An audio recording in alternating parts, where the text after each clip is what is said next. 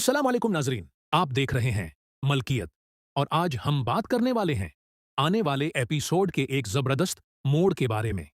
पिछले एपिसोड में आपने देखा कि हवेली से तमाम अहम फाइलें गायब हो जाती हैं और एक प्रासरार पैगाम छोड़ा जाता है।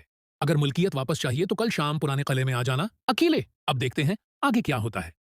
अगले दिन शाम होते ही भाई अकेला पुराने किले की तरफ रवाना हो जाता है, लेकिन उसे मालूम नहीं होता कि हरियात और सुहा भी खफिया तौर पर उसका पीछा कर रही हैं। किले में दाखिल होते ही भाई को अजीब सा सुनाटा महसूस होता है। अचानक सामने एक बड़ा दरवाजा खुलता है। अंदर एक लंबी मेज रखी होती है और मेज के ऊपर वही गायब होने वाली फाइलें मौजूद होती हैं। भाई तेजी से आगे बढ़ता है, लेकिन जैसे ही फाइलों को हाथ लगाता है, एक आवाज गूंजती है। इतनी आसानी से नहीं। सामने से एक शख्स सियाह लिबास में नमूदार होता है। भाई, तुम कौन हो? नामालूम शख्स। मैं वो हूं जिसने बरसों तक तुम्हारे खानदान के राज जमा किए हैं।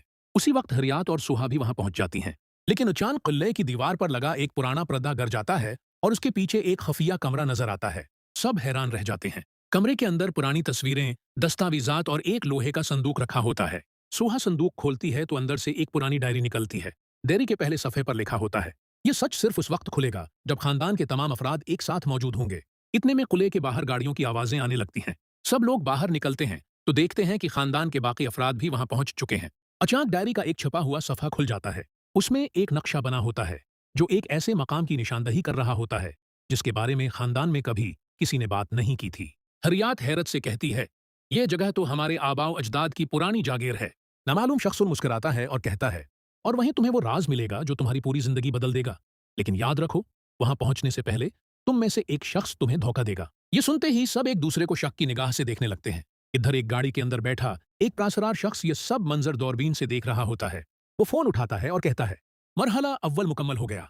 अब असल वारिस को किसी भी कीमत पर जागीर तक पहुंचने नहीं देना। फोन बंद होते ही उसके चेहरे पर खतरनाक मुस्कुराहट आ जाती है, जबकि दूसरी तरफ खानदान एक नए सफर की तैयारी शुरू कर देता है, बेखबर कि उनके दरमियान ही एक गुदार मौजूद है। अगली सुबह खानदान के तमाम अफराद जागीर की तरफ रवाना होने की तैयारी कर रहे होते हैं, लेकिन उसी दौरान हरियात को एक खफिया पैगाम मौसूल होता है। अगर सच जानना चाहती हो तो अकेली पुराने रेलवे स्टेशन पहुंच जाओ, किसी पर भी भरोसा मत करना। हरियात परेशान हो जाती है लेकिन किसी को कुछ नहीं बताती। दूसरी तरफ भाई को भी एक अजीब कॉल आती है। ना मालूम आवाज, तुम्हारे साथ सफर करने वालों में एक ऐसा शख्स मौजूद है जो हर लम्हा तुम्हारी खबरें दुश्मन तक पहुंचा रहा है। भाई चौंक जाता है। जब सब लोग जागीर की तरफ रवाना होते हैं तो रास्ते में उनकी गाड़ी अचानक खराब हो जाती है। ड्राइवर गाड़ी चेक करता है तो पता चलता है कि ब्रेक की तार जानबूझकर काटी गई थी। ये सुनकर सब हैरान रह जाते हैं।